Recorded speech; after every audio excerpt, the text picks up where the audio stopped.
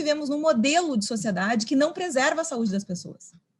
Afinal de contas, nós vivemos num modelo de sociedade em que nós naturalizamos troca de trabalho por dinheiro como condição para a sobrevivência. E isso não é pouco. Nós naturalizamos o fato de que nós nascemos, crescemos e temos de passar toda a nossa vida adulta trabalhando pelo menos 8 horas por dia para poder ter o salário com o qual adquirir alimento, casa, roupa para vestir. A Eugênia falou no início daqui do nosso painel sobre o frio aqui no Sul. Cada vez que anunciam na TV que vai ter temperaturas baixas, eu fico pensando no número de pessoas cada vez maior que estão morando nas ruas e que não tem roupa quente para botar, e que não tem uma casa, não tem uma cama para dormir. E não tem, porque nós escolhemos viver num sistema em que só quem trabalha recebe salário para comprar esses bens. Um sistema que podia não ser esse. Então, quando a Edilson diz nós precisamos entender que a nossa utopia, ou que o nosso horizonte não pode ser simplesmente o das reformas pontuais ou de conquistas de direito, o que ele está dizendo é exatamente que nós precisamos urgentemente compreender que não é razoável esse modelo de sociedade em que a gente escolheu viver, em que a gente ainda está apostando, porque, além de criar essa dependência do salário para adquirir os bens necessários à sobrevivência, não produz emprego para todos. E eu não estou falando no Brasil de 2021, com 15 milhões de pessoas desempregadas, quase 30% da população subocupada. Eu estou falando de qualquer país que escolheu esse modelo de sociedade. Nunca há emprego para todos, porque esse é um elemento estrutural desse modelo de sociedade. Como ele é baseado na competição, ele está baseado no fato de que, para que alguns tenham a possibilidade de inclusão social, outros têm que sobrar. E esse número de pessoas que sobram é cada vez maior. Esse é um aspecto. Um outro aspecto estrutural que me parece que a gente precisa considerar quando fala de saúde e segurança no trabalho é que esse é um modelo de sociedade que objetivamente utiliza tudo, absolutamente tudo, como mercadoria. O que significa dizer, a gente olha para os outros seres, a gente olha para a natureza como se fossem bens a serem consumidos, utilizados por nós. Qual é o resultado disso? A gente está vendo essa semana a notícia das enchentes na Europa. Isso não é um acaso. Isso é um produto da ação humana sobre a natureza, que é uma ação predatória. E essa ação predatória tem tudo a ver com o modelo de sociedade em que a gente vive. Isso para dizer para vocês que não dá para falar em saúde e segurança no trabalho sem entender que nós estamos num sistema adoecedor. Quando a gente baixa um pouco mais, aproxima um pouco mais a lente e a gente olha para a relação entre capital e trabalho, a gente consegue ver isso com muita clareza também. Não só pelo fato da gente naturalizar essa troca de tempo de vida por remuneração, né, o que faz com que a gente viva para trabalhar, e é só parar por 5 minutos para pensar sobre isso que a gente se dá conta do absurdo que é esse intervalo entre o nascimento e a morte ser dedicado quase que praticamente todo o tempo dele para essa troca, e não para trabalhos que nos satisfaçam, e não para aquilo que nos realiza, e não para aquilo que nos dá prazer. Mas também pelo fato de que essa troca é feita já supondo a entrega da saúde. E o exemplo mais claro disso é o fato de nós monetarizarmos a questão do ambiente insalubre de trabalho. Nós temos uma realidade, e isso... Por que eu estou trazendo esse exemplo? Porque isso não é consequência do golpe que tirou a Dilma do poder, isso não é consequência da eleição de um sujeito que é hostil aos direitos humanos e que deliberadamente atua para que as pessoas se contaminem e morram.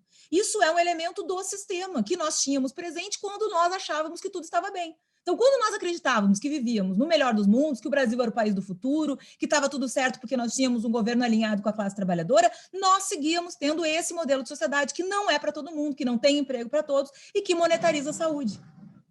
Nós seguíamos tendo índices de acidente de trabalho elevadíssimos.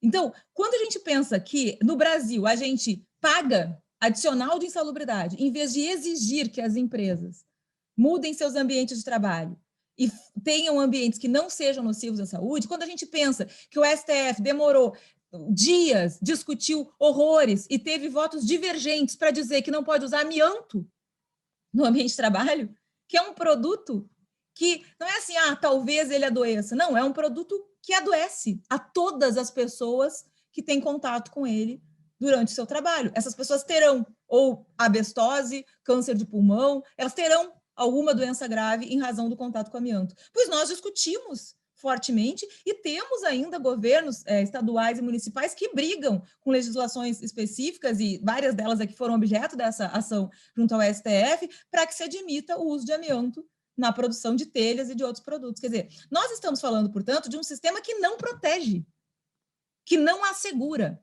Ao contrário, um sistema que é baseado na ideia da insegurança e do medo, em que a maioria das pessoas não sabe o que vai ser delas na semana seguinte. E aí eu coloco mais um elemento nisso, que é um elemento também histórico e estrutural no Brasil, que não tem direta relação com o que aconteceu nos últimos anos, que é a fragilidade da relação de emprego. Nós não temos assegurado o direito a que as pessoas que vivem do trabalho saibam sequer a razão pela qual elas são despedidas.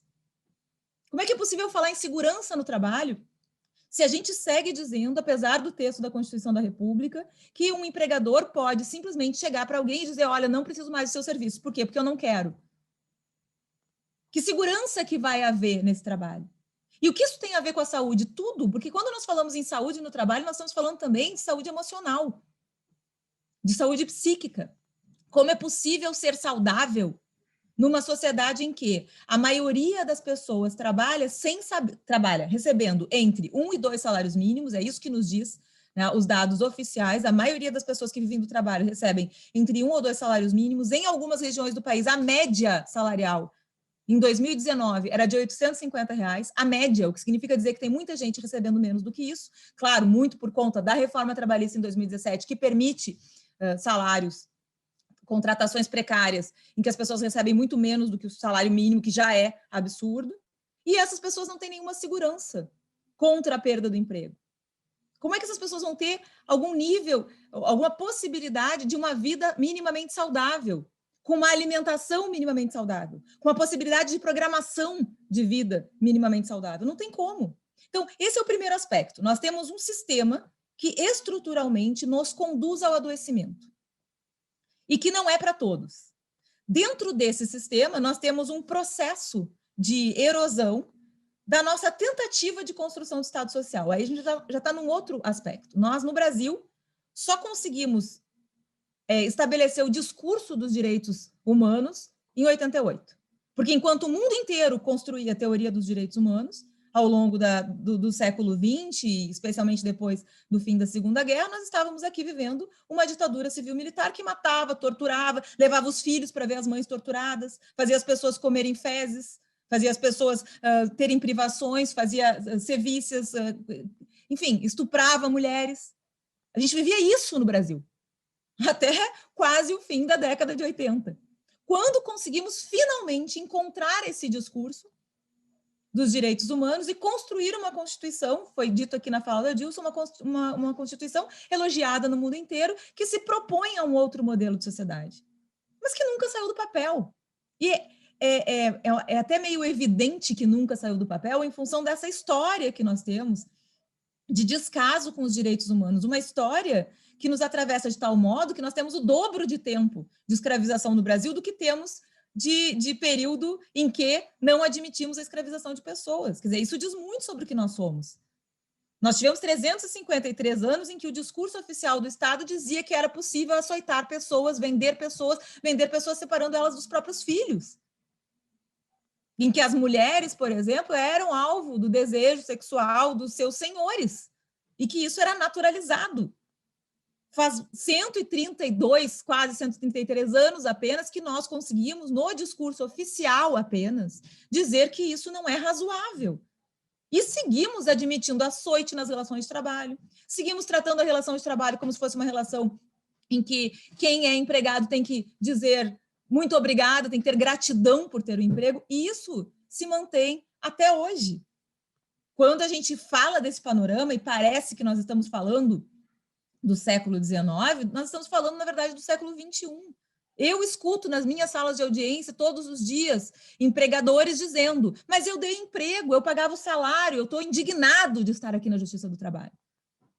Que é um outro aspecto que nós precisamos, sobre o qual nós precisamos conversar seriamente se quisermos falar sobre saúde e segurança do trabalho, é o papel que a Justiça do Trabalho vem desempenhando, que, por sinal, me causa muita vergonha, diante do desmanche que o direito do trabalho vem sofrendo nos últimos anos.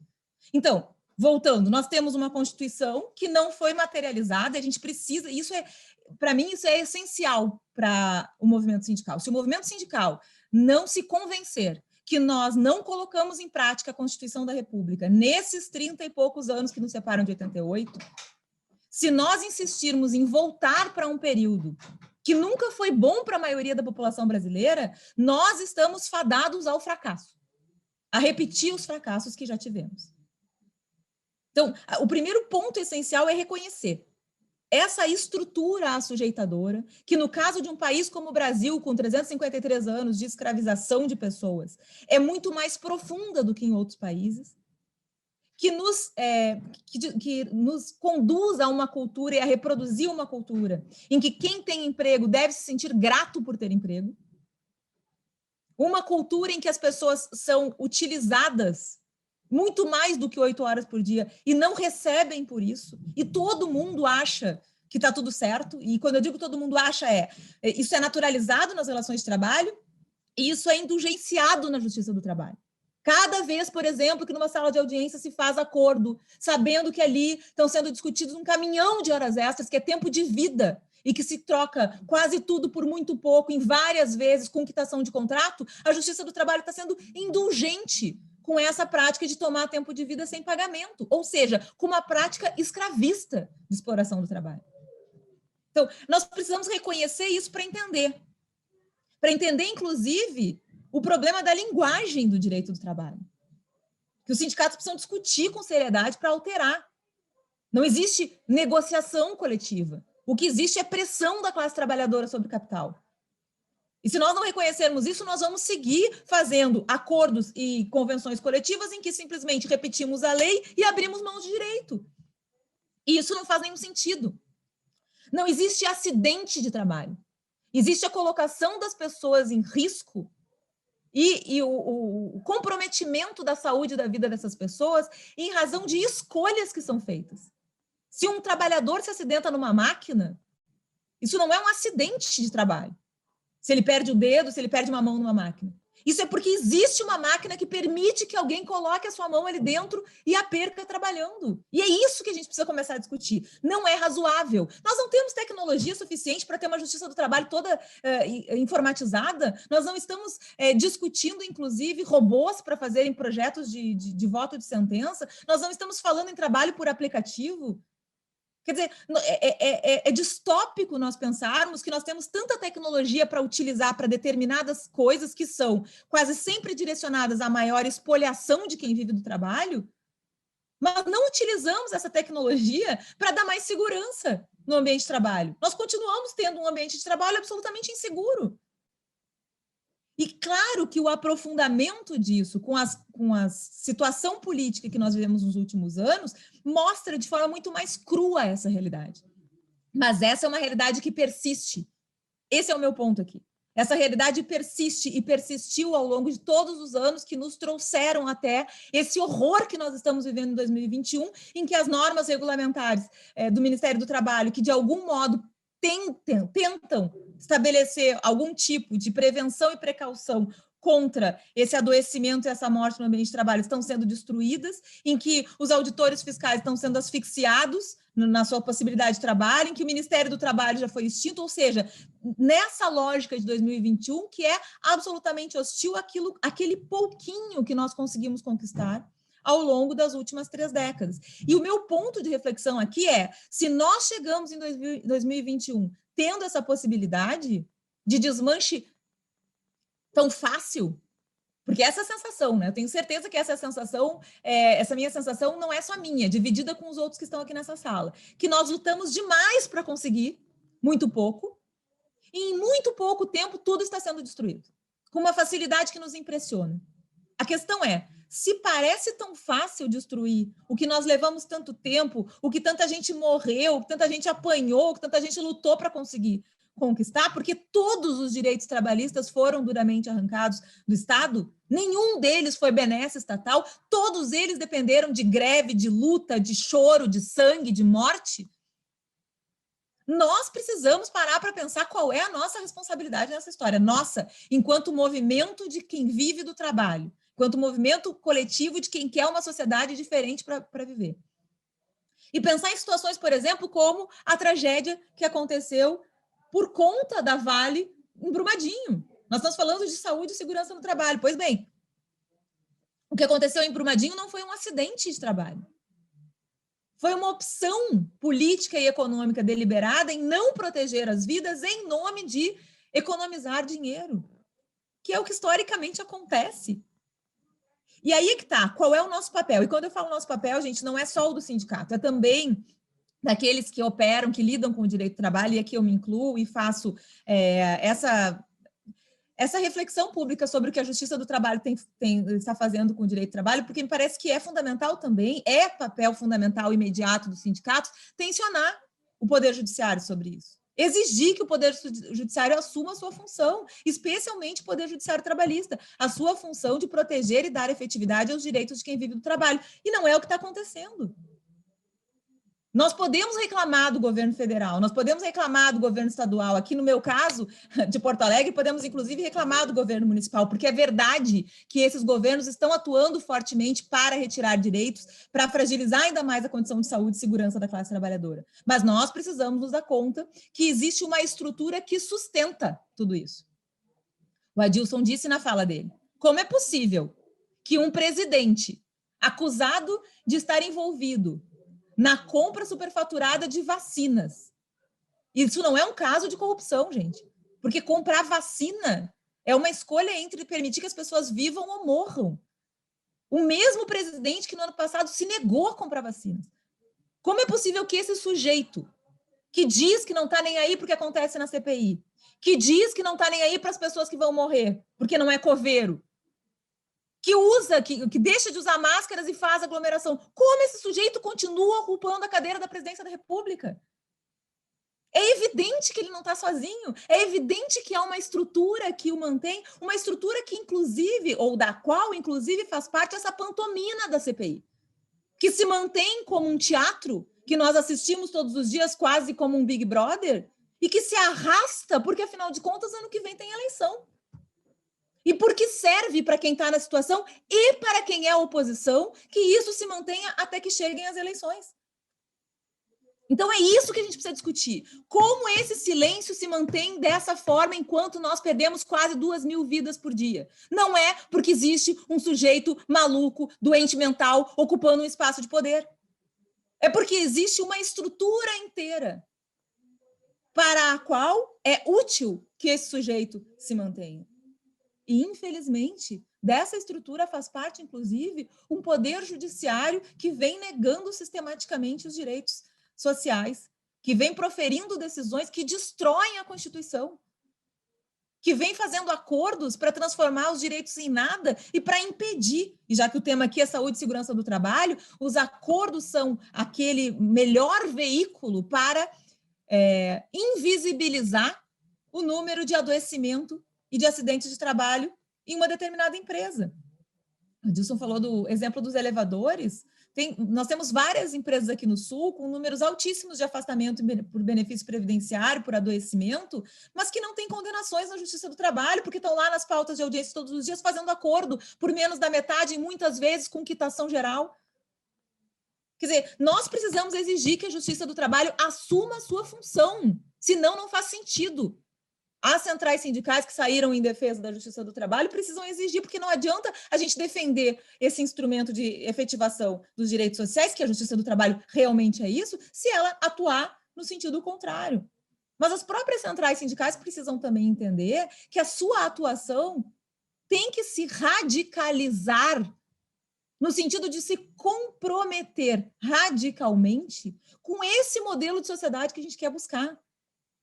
E isso significa, e eu preciso falar disso aqui, porque nós estamos no ambiente sindical, que não dá para fazer acordos ou para aceitar o mal menor quando os ataques vêm. E eu estou falando especificamente do que aconteceu com a medida provisória 927 e depois com a ADI 6363. A medida provisória, desculpa, 927 não, a 936. A medida provisória 936, que autoriza a redução de salário por acordo individual, que foi objeto imediato de uma ação direta de inconstitucionalidade, e esse é um equívoco que os sindicatos precisam discutir, não dá para levar tudo correndo para o STF, a gente já sabe o que o STF está fazendo com os direitos sociais, será que a gente vai continuar apostando nisso? Nessa pá de cal nas discussões de forma imediata? E uma pá de cal que sempre é contrária à classe trabalhadora? Pois bem, entra a DI 6363, o STF vai dizer que é possível que o texto da 936 não é inconstitucional, que é possível acordo individual para redução de salário. E aí, isso vira a Lei 14.020. Mas meu ponto aqui é, quando discutíamos o texto da MP 936, sua conversão em lei, e não havia ainda decisão do STF sobre a DI 6363, as centrais sindicais adotaram uma postura de brigar pela alteração do texto, para que a redução de salário pudesse ser feita através de negociação coletiva. Não dá. Não dá. Percebam, reduzir salário durante a pandemia é atingir o coração da classe trabalhadora. É impedir a classe trabalhadora de pagar luz no fim do mês, de fazer supermercado de forma decente, de comprar agasalho para o inverno.